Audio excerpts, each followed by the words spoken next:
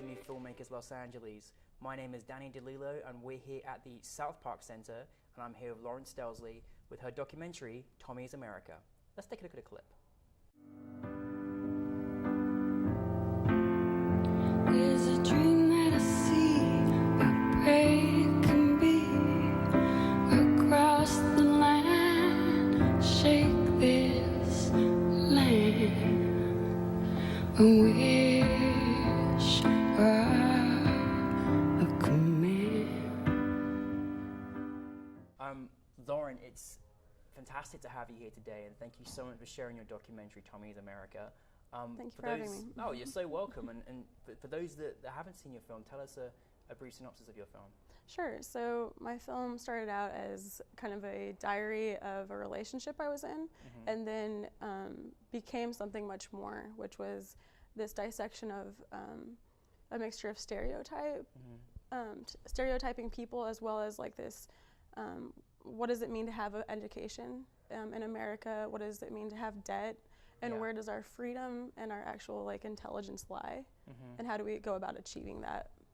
So it starts to become something much more about the political side of things. Yeah, I really found it really powerful. You know, I felt like I was in the room with them. It really just felt that resonant to me, and it was such an eye-opener in such a very naturalistic way. You mentioned some of the reasons, sort of like why, but where did kind of the inspiration come for you to make it as a filmmaker? So I had, I had just had my first child, Beulah, and I had got into school at Southern Illinois University for grad school, and I was really at a place where I was kind of excited about school, but also a little bit disheartened that I was not able to pursue, like actually come out to LA. Yeah. So I worked at Sonic again, like I was in between, like right before I got into grad school, I was working a minimum wage job. Yeah. Became friends with a lot of the people there, and I started to just wanting to document their lives as well as mine, and this kind of in-between state of figuring things out. Certainly, do you feel that now you kind of made it, that, you know, you sort of want to continue in a sort of direction of making filmmaking that just by, you know, bringing awareness to things that we may not necessarily know about or know enough about? Definitely. So like from a young age, I've always been interested in how photography works.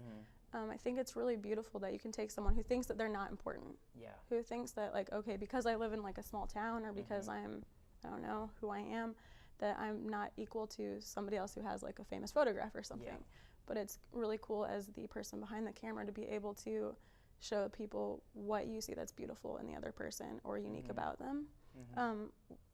With Tommy in particular, some stuff that was left out was just the dedication of him, as far as like picking up trash on the side of the road. Like he picks up trash all the time. He walks into town, which is like maybe like it could be an hour just to donate plasma, and then we'll walk home. He would walk to work if he didn't have a ride, which is dedication and like this kind of unique thing as well. Those are things that I maybe wish I had shown a little bit more. But what I hope to do is now pursue narrative, unconventional narrative, and show how it can also function like documentary in forms of social justice and awareness of a group of people.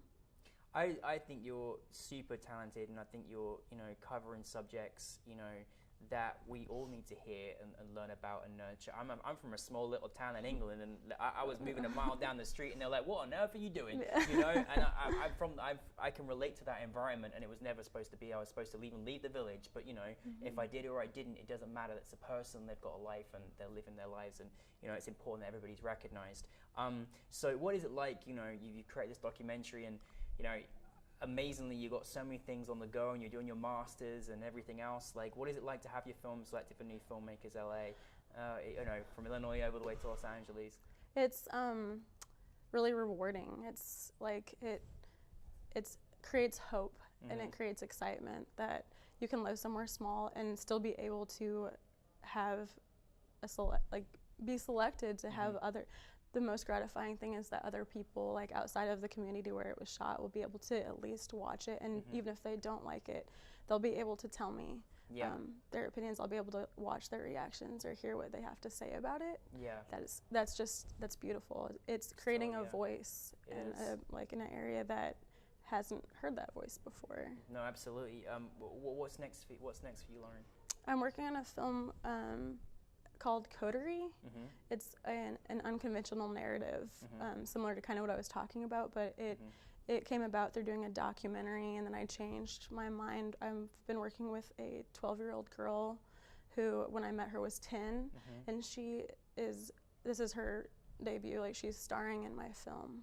Wow. And the film deals with a child's perspective and navigation through a community full of addiction close to home, and how you can have people that direct you, like, this is how you should live, or these are like, this is how you should behave, but none of them abide by that. Yeah. So how do you perceive what you're supposed to do as a child when that's what you're witnessing? Wow, I mean, fantastic. I love this. This sounds amazing as well. And you know, certainly congratulations on Tommy in America, and we look forward to seeing, you know, much more of your work in your career and whatever you decide to choose you may do. But thank you for the great morality you left with us with Tommy in America. Thank you so much. If you haven't seen it, you must enjoy it. Thank you so much. I really appreciate it. Oh, you're very welcome.